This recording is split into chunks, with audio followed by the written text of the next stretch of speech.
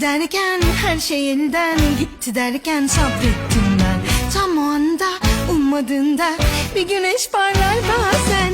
Bitti derken her şey elden gitti derken sabrettim ben. Tam o anda ummadığında bir güneş parlar bazen. Hayat şaşırtır hep